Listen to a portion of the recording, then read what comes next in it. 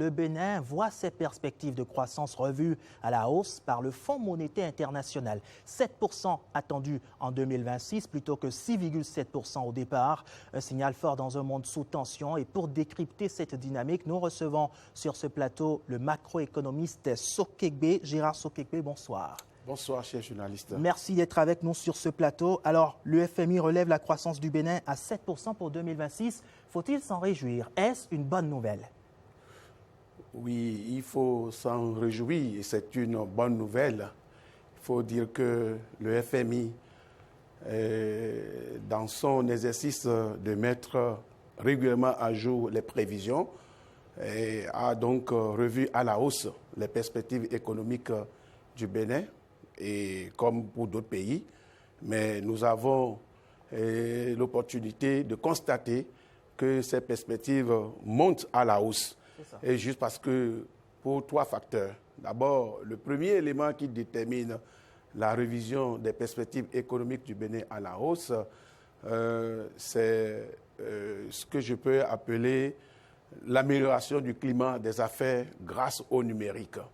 Il faut dire que de plus en plus au Bénin, il n'y a plus de tracasseries pour faire les formalités administratives, pour créer les entreprises ou bien pour payer les impôts et autres.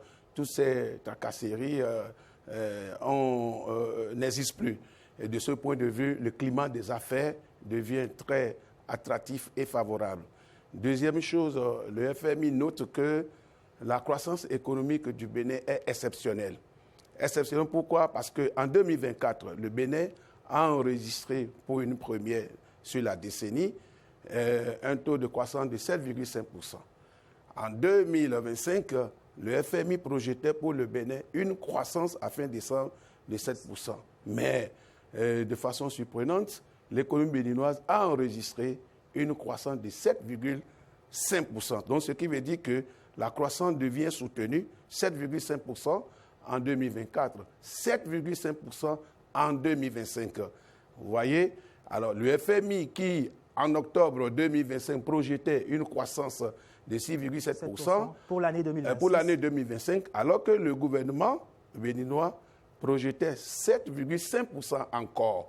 Donc, vous voyez, si le FMI a revu à la hausse, cela veut dire les facteurs d'inquiétude, les facteurs de risque sont dissipés.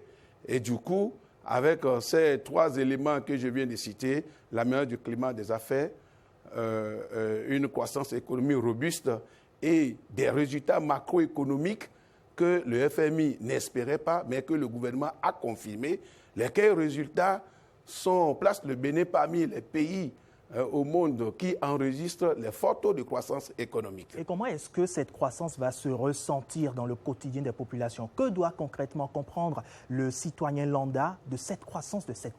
Vous savez, quand on parle donc de croissance, il faut voir l'augmentation de la production. Lorsqu'il y a la production, forcément, il y a création d'emplois. Et quand il y a création d'emplois, il y a forcément redistribution donc, de revenus. Et de l'autre côté, l'État perçoit sur la production des revenus fiscaux. Est-ce que vous voyez? Donc, lorsqu'on prend cet ensemble, l'État pourra offrir des services publics de qualité, au temps opportun aux populations. Ceux qui ont gagné du travail ou de l'emploi grâce à la croissance vont pouvoir satisfaire leurs besoins et du coup, c'est tout le pays qui gagne de cette croissance économique. Avec cette croissance, est-ce qu'il faut envisager un repositionnement du Bénin sur la carte sous-régionale? Autrement dit, est-ce que l'économie béninoise pourrait arriver à être différente dans les prochaines années? Bon, il faut dire que les résultats macroéconomiques que le Bénin enregistre ces derniers temps le positionnent déjà sur la scène internationale, puisque nous sommes passés de pays pauvres à pays à revenus intermédiaires, ce qui veut dire que nous ne sommes plus pauvres. Et du coup, les résultats macroéconomiques que nous avons enregistrés nous donnent des privilèges. Il y a d'abord ce que je peux appeler la signature du Bénin. Le Bénin a une signature qui inspire confiance. Et le FMI et les investisseurs approuvent bien cette signature à travers deux éléments. la solvabilité et puis la liquidité.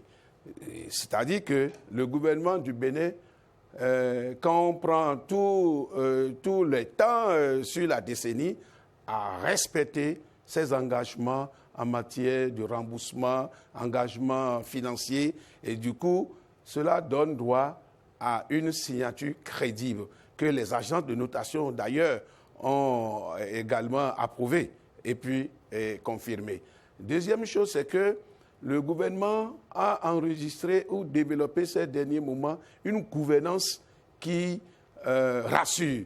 Alors, la gouvernance, là, c'est d'abord travailler à ce qu'il n'y ait pas de déperdition des ressources.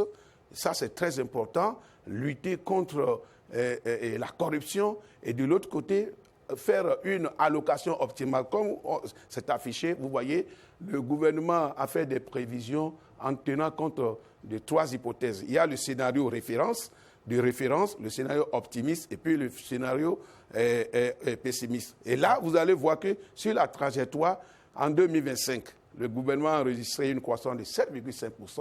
En 2026, le gouvernement projette une croissance de 7,5%. En 2024, qui est le point de départ, la croissance là est également à 7,5%. Là, donc, on a un graphe qui présente l'évolution du taux de croissance économique bien sûr, jusqu'en 2028. Oui, le scénario a dit les prévisions ou les projections sont faites à partir de 3 hypothèses dans les réalités nationales. C'est ça. Et au regard justement de ce taux de croissance, de cette perspective du FMI, que faut-il faire pour réussir tout de même à combler justement ces attentes-là?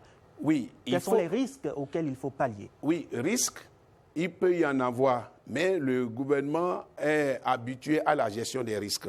Il y en a qui évoquent la dette, mais il faut dire que la dette se stabilise autour de 54% par rapport au PIB.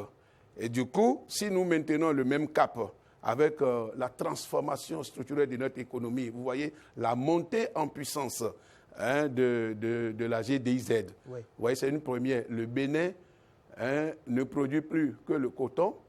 Il y a aussi le soja, il y a la noix d'acajou, mais il ne les exporte plus bruts. Donc le Bénin fait de la transformation. Et qui parle donc de transformation, parle, n'est-ce pas, donc de valeur ajoutée. Et quand il y a valeur ajoutée, il y a croissance. Est-ce que vous voyez? Donc, de ce point de vue, cette dynamique doit continuer. Et si la dynamique continue, il est tout à fait normal que les risques qui vont peser sur la dégradation du ratio dette sur PIB sont vraiment mineurs. Et du coup, on peut ne pas regarder de ce côté. L'autre chose, c'est qu'il faut poursuivre avec les réformes. Les réformes qui visent à améliorer les recettes. Vous voyez, plus de recettes, moins de dettes. Si nous travaillons avec les réformes, la digitalisation, la numérisation et les investissements qui permettent, par exemple, de faire rentrer assez de ressources, l'État va moins dépendre de la dette. Est-ce que vous voyez?